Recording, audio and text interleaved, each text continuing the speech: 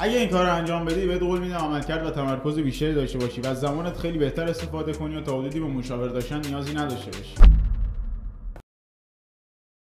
برنامه‌ریزی یه فرآیندیه که شما با شرایط فعلی که داری و با در نظر گرفتن اون هدفی که انتخاب کردی باعث طراحی یه راهبردی میشه که شما تو اون مسیر هدفمندتر و متمرکزتر پیش برید. برنامه‌ریزی کردن اهمیت خیلی زیادی داره و شما باید جدی بگیرینش. برنامه‌ریزی که می‌کنی ذهن مرتبی داری. وقتی برنامه‌ای مکتوب می‌کنی اول صبح که بیدار میشی سردرگم نمیشی و میدونی که چه کاری و کی باید انجام بدی. احتمالاً تجربه‌اش هم داشتی. اول صبح بیدار میشی و می‌خوای درس بخونی. اما چون برنامه نداشتی و نمیدونستی کدوم درس رو بخونی بیخیال خوندن شدی و روزت خراب شد. اما اگه برنامه داشته باشی دیگه آشفته نیستی و راحت‌تر میتونی اون کاری که میخوای انجام بدی. وقتی شما برای رسیدن به هدفتون برنامه‌ریزی میکنید و با دقت بهش عمل میکنید بازدهیتون بالاتر میره و شانس موفقیتتون بیشتر میشه. و همینطور وقتی شما از قبل تعیین میکنید که چه کاری رو انجام بدید انرژی و زمانتون رو مدیریت میکنید و روی زندگیتون کنترل موثرتری دارید. برنامه‌ریزی کردن انواع مختلفی داره که تو زمینه کنکور دو نوعش بیشتر استفاده میشه. برنامه‌ریزی حجمی و ساعتی. برنامه‌ریزی حجمی اینطوریه که شما از قبل تعیین میکنید چه مقدار از اون کار رو انجام میدید. که حالا تو زمینه کنکور شما مشخص میکنید کدوم مطالب و کدوم پایه‌ها رو بخونید. اگه دانش آموزی بودید که تابستون خوب خوندید با خودتون گفتید که من پایه 11 و 10 میخونم یا فقط 12 میخونم و از مه به بعد با برنامه آزمون‌ها پیش میام.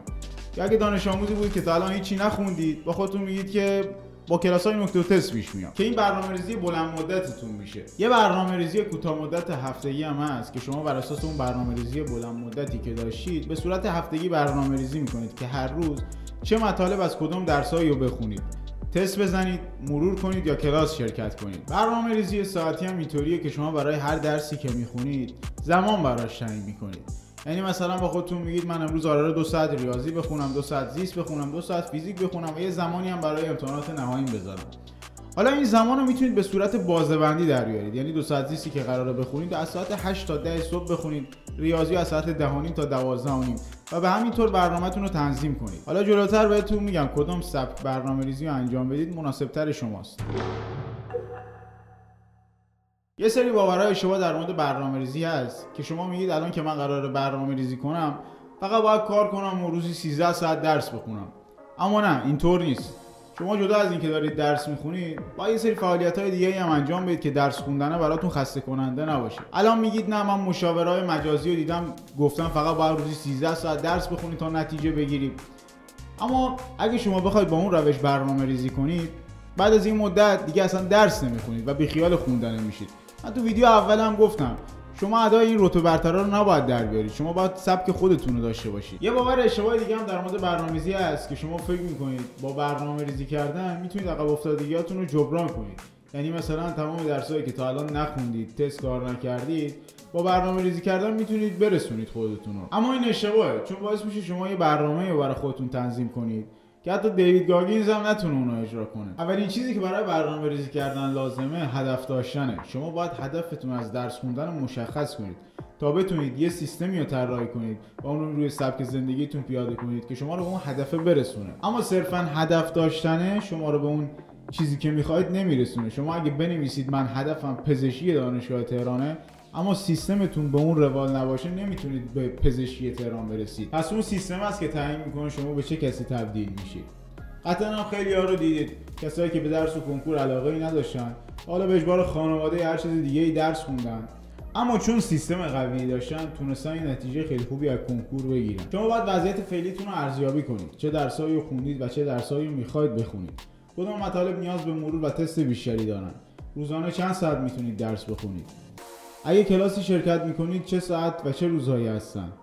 همه اینا رو باید یادداشت و دسته‌بندی کنید تا بتونید یه برنامه کاملی از خودتون بنویسید. بعد از اینکه تو برنامه‌ریزی هفتگیتون کلاساتون رو مشخص کردین بهتر اولین تایم مطالعاتی بعد از کلاستون همون درس باشه که بتونید مرور کنید و تو ذهنتون تثبیتش کنید. حالا باید بر اساس اون مطالبی که میخواین تو هفته بخونید برنامه‌تون رو بنویسید.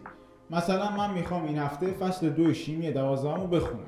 شما باید اول بیاید واسش پارت‌های تست زدن و خوندن رو بذارید. مثلا شنبه 2 ساعت میخونید، یه شنبه 2 ساعت تست میزنید و سه شنبه مرور میکنید و برای درس‌های دیگه همین سیستم رو پیاده میکنید. اگه دانش آموزی هستی که سر کار میری و یا بین درس خوندن مجبوری بری یه کاری رو انجام بدی، تو برای درس خوندنت بازه زمانی خاصی مشخص نکن، چون ممکنه یکم عقب جلو شه و تمرکزت رو از دست بدی و دیگه نتونی کل روز درس بخونی. اگه دانش آموزی هستی که در طی روز زمانت در اختیار خودته، تو پارت‌های مطالعاتی تو زمان بندی کن و شروع هر درس و پایان هر درس رو مشخص کن. حواستون باشه توی برنامه‌ریزی هفتگی که دارید واسه خودتون میچینید فقط تایم‌های مطالعاتی نباشه.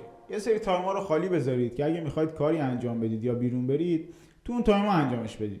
حالا از نظر من اگه هفته‌ای 3 روزم باشگاه برید بد نیست، چون باعث میشه هم حال هواتون عوض شه، هم بعد از این مدت وضعیت فیزیکی بهتری دارید و اعتماد به نفستون رو بیشتر میکنه. بعد از اینکه برنامه‌ریزی هفتگی تو تکمیل کردی و یه هفته باش پیش اومدی، تعداد تست و ساعت مطالعات رو یادداشت کردی و مشکلات برنامه‌ریزیت مشخص شد، حالا باید اینا رو توی برنامه‌ریزی آینده در نظر بگیری و سعی کنی برنامه‌ت رو شخصی سازی کنی. یه سری نکات تکمیلی هستش که اگه اینا رو اجرا کنین خیلی بهتون کمک میکنه. اول اینکه اگه ساعت مطالعه پایینی دارین کم کم افزایشش بدین. حالا مثلا هفته 1 ساعت به ساعت مطالعاتتون اضافه کنید یا روزانه 15 دقیقه بیشتر از روز قبل بخونید. و اگه درسی واسهتون سخته، سعی کنید اون درس رو اول روز بذارید، چون اگه اون درس رو بخونید کل روز واسهتون آسون میشه. و سعی کنید توی برنامه‌ریزی هفتگی که دارید واسه خودتون میچینید تنوع مطالعاتی داشته باشید. فقط یه روز زیست نخونید، یه روز فیزیک نخونید. توی برنامه‌تون درس‌های مختلف باشه، تخصصی و عمومی باشه، تست باشه، واسه تشریح برای امتحان نهایی باشه و در آخر 6 ماه از زندگیت برنامه داشته باش. 6 ماه روی خودت تمرکز کن. 6 ماه کارهایی انجام بده که برات سخته. 6 ماه به سلامت ذهنی اهمیت بده. 6 ماه به وضعیت فیزیکیت برس. اون وقته که میفهمی زندگی همش کنکور نیست. کنکور فقط بخشی از زندگی.